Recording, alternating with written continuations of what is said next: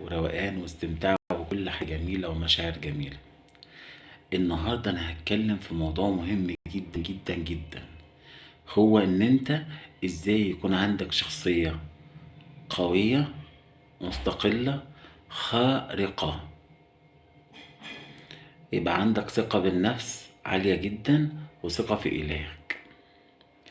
قبل ما أنا أبتدي في الكلام بتاع النهاردة متنساش تعمل لايك سبسكرايب والشير، لأن بجد الحلقة دي مهمة جدا جدا جدا جدا، وانت لو فاتتك بجد هيفوتك خير كتير.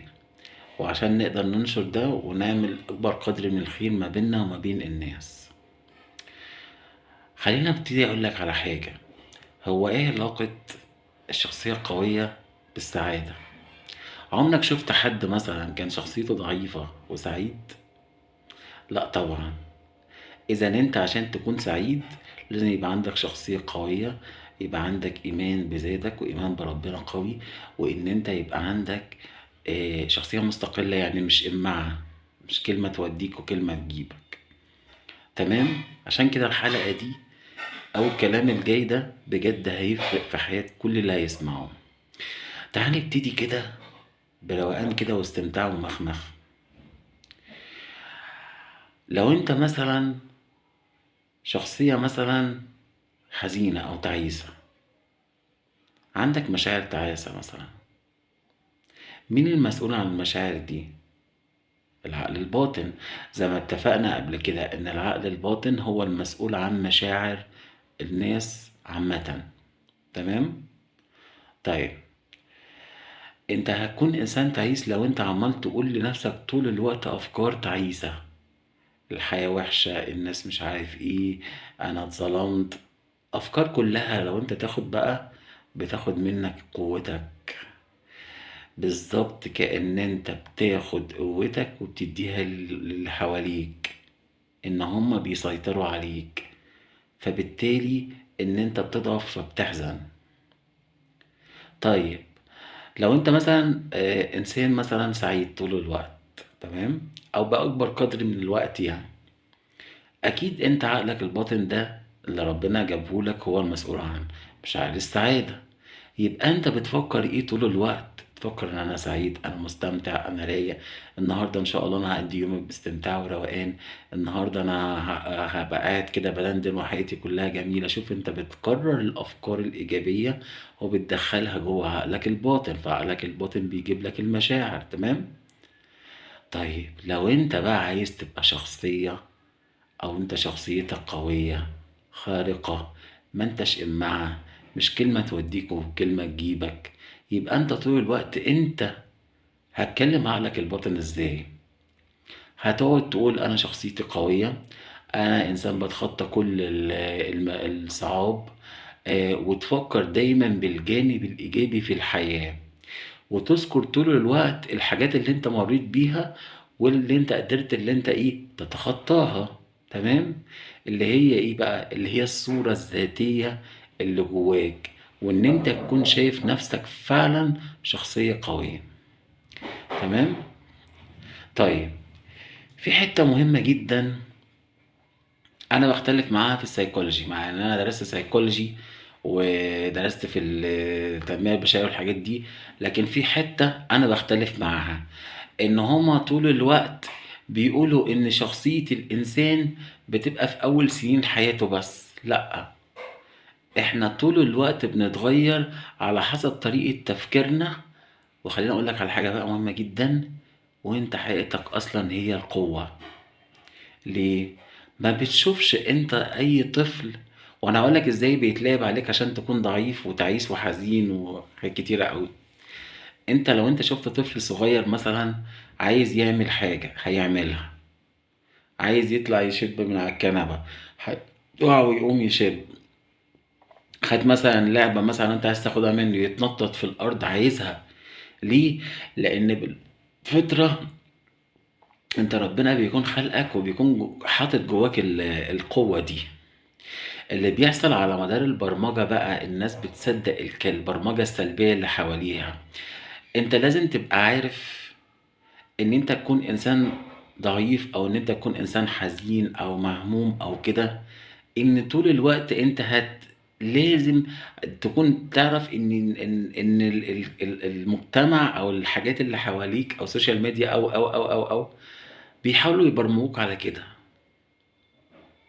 إزاي؟ يعني هيبرمجوك إن أنت ضعيف، هيبرمجوك إن أنت حزين، هيبرمجوك إن أنت مش قادر، هيبرمجوك إن أنت مش هيبرمجوك بقى، هيحاولوا يجيبوا لك الأفكار دي. بس أنت عشان تبقى قوي وشخصية وعندك ثقة بنفسك عالية، إن أنت لازم تختار الأفكار اللي أنت بتكررها جوه عقلك وتعمل فلتر. يعني ما ينفعش مثلا حد يقولك أي حاجة تتهز، او ان انت مثلا حد يقول لك كلمة سلبية لا تكتئب او تصدقه وتقول معقولة انا فيها كده، معقولة كذا، وتبقى مهزوز جدا وتبقى ايه، مش تمام. اوكي. فاذا انت لازم تدرب تفكيرك على ان انت مش اي حاجة بتيجي من العالم الخارجي ان انت تتبناها. لازم تعمل فلتر. عارف انت المصفى اللي احنا بنستخدمها مثلا لما نيجي مثلا ايه، تعمل نعناع مثلا او تعمل اي حاجه وبيبقى فيه مصفى كده، او تعمله عصير طماطم. المصفى دي بقى ان انت تعمل بقى ايه، يبقى عندك فلتر او مصفى ليها كده، تمام. او الفلتر بتاع الميه اللي بيحوش الميه الوحشه وبيجيب الميه الحلوه احنا بنشربها وبنستمتع بيها. انت بقى خلي جوه دماغك دي فلتر، ان انت تختار الافكار الايجابية اللي بتخليك شخصية قوية، شخصية خارقة، شخصية عندك ايمان بذاتك وايمان بربنا قوي جدا جدا جدا. وتبعد او ترفض او ما تصدقش الافكار السلبية. خليك كده معايا. الناس اللي عايشة في اكتئاب، الناس التعيسة، الناس اللي شخصيتها مش اقوى حاجة او كده، دي لان هي ما عندهاش الفلتر ده، ما عندهاش الفلتر ده. عندها برنامج ان اي حاجة بتحصل تصدقها، او ريموت كنترول مشاعرها في ايدين الناس. فعشان كده الناس دي هنا غزت رقم واحد الشخصية التعيسة أو الضعيفة اللي أنا قلتها لك بتكرار الأفكار دي منهم جوه عقلهم، فبقوا هي الشخصية دي. تمام. آن الأوان إن كل واحد يعرف هو إيه، هو قوته قد إيه. أنا عايز أقولك على حاجة مهمة جدا. أنت مش حتة اللحمة أو جسمك ده أو لا شكلك ولا، انت ربنا فعلا حاطط فيك حاجة مميزة. مش ربنا سبحانه وتعالى نفخ في سيدنا آدم من روحه؟ إذا احنا فينا حاجة مميزة. يعني انت فيك حاجة قوية جدا من عند ربنا، كأن انت من ابن آدم، الروح. فازاي انت تبقى جواك الحاجة دي وتحس ان انت تبقى ضعيف وتبقى قاعد مكتئب وبتلوم الحياة وبتلوم الظروف وكذا وكذا وكذا وكذا؟ صدقني، بيتم برمجتك بيتم برمجتك على كده.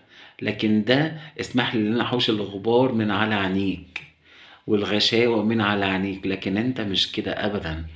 انت قوي، انت سعيد، انت مستمتع، انت رايق، انت عندك شخصية عندها ايمان قوي بذاتها وبنفسها.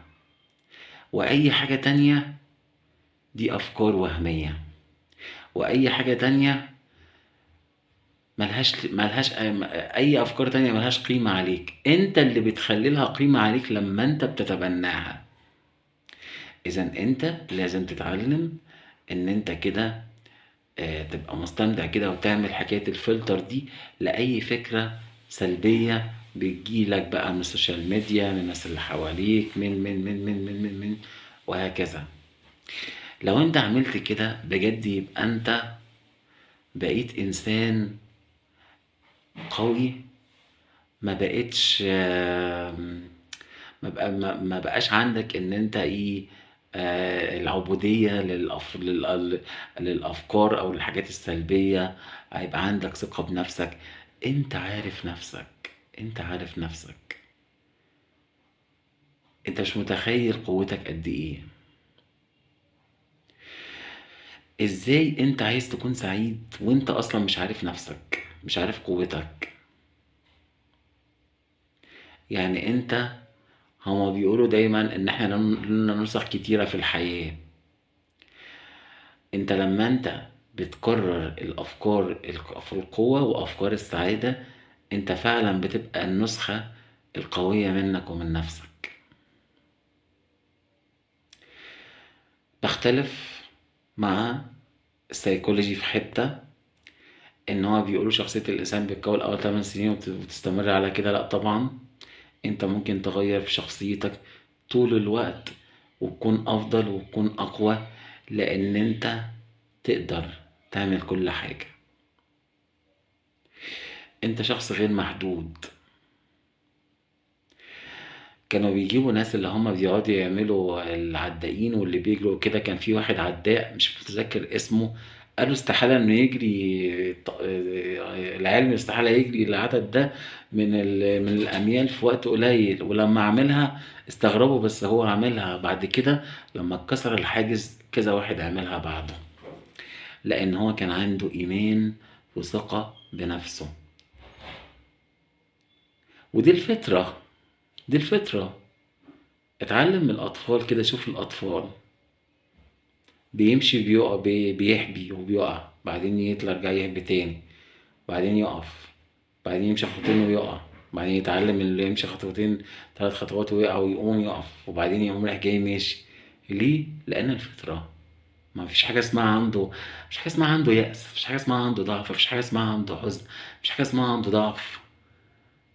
بالفطرة. هي دي انت، هي دي انت اللي انا بحاول اخليك تتذكرها، ما تنساهاش. هو انت ده الطفل الحقيقي اللي ربنا خلقه، اللي هو الفطرة. لما انا بقولك السعادة، بقولك هي حياتك، لان حقيقة الروح او الروح يعني طبيعتها هي الفرح والحب والسعادة والقوة. ده اصلك كإنسان وكبني آدم. اي حاجة تانية فيك وهمية. فاتعلم ان انت تبقى شخصية مستقلة. اتعلم ان انت يبقى لك رأي آه، ناتج عن قناعات وثقة بالنفس، وان انت ما تكونش طول الوقت فلان قال لي كلمة لا زعلت، اصلا انا كنت بحب انسانة وسابتني فاكتئبت، اصلا انا. ما هو ده كل ده حطه تحت بند اللي هو عدم وجود القوة، اللي هي اصلا موجودة. بس انت اللي بتطفي نورك. يعني عارفين في حكمة قوي بيقول لك ايه، ان جميلة قريتها بتقول لك ان الانسان هو اللي بيحط ال السياخ الحديد حوالين نفسه، تمام، بالافكار السلبية، وبيشتكي ان هو مش قادر. الغي من قاموسك كلمة مستحيل، الغي من قاموسك كلمة مش قادر، الغي من قاموسك كلمة اصل فلان حزني، اصل كذا اصل كذا اصل كذا. انت جواك القوة. انا مش احسن منك، انت ممكن تبقى زيي واحسن كمان. اصلا ما دام انا جيت لك اصلا في القدر بتاعك، يبقى انا انعكاس لشيء جواك بيدور على الحاجة دي، مش صدفة ابدا. فانت بجد غذي دايما افكار القوة، افكار النجاح، افكار السعادة، وخلي دي صورتك الذهنية عن نفسك. بلاش تغذي عقلك الباطن زي ما قلنا قبل كده بافكار التعاسة، بافكار الحزن، او بافكار الضعف. غذيه بافكار السعادة والنجاح، لان العقل الباطن لما انت بتغذيه بالافكار دي وبتكررها، بتبقى دي البذور للنبات الجميل اللي هتحصده في حياتك. الحلقة دي جميلة جميلة جميلة جميلة جميلة جميلة جميلة، وقادرة إن هي بإذن الله تنقلك نقلة كبيرة في حياتك. وخد بالك، عايز اقولك على حاجة من ضمن البرمجات برضو، ان ودي شفتها ناس كتيرة بتقعد تشوف فيديوهات كتير جدا عن تطوير الذات ومش عارف ايه، وبتشوف ده بس حياتها ما بتتغيرش، لان هي ما بتطبقش. هي برمجة عقلها ان انا اشوف حاجة بس ما طبقش. لا، انت بتيجي طبق وبتيجي اعرف ان انت ربنا خلقك شخصية قوية، شخصية مستقلة، شخصية خارقة. مع الله كل شيء ممكن، وكل شيء ممكن لما انت بجد تكتشف قدراتك. ومن عرف نفسه عرف ربه. كل ما تعرف نفسك كل ما هتقرب من ربنا، كل ما تعرفه أكتر. بس انت حوش الغشاوة والأفكار السلبية، وابتدي عيش حياتك بقوة وبثقة وبسعادة واستمتاع وروقان. اشوفك ان شاء الله باذن الله الحلقه الجايه. متنساش اللايك سبسكرايب والشير عشان مفتكش كثير من البهجه والسعاده. سلام.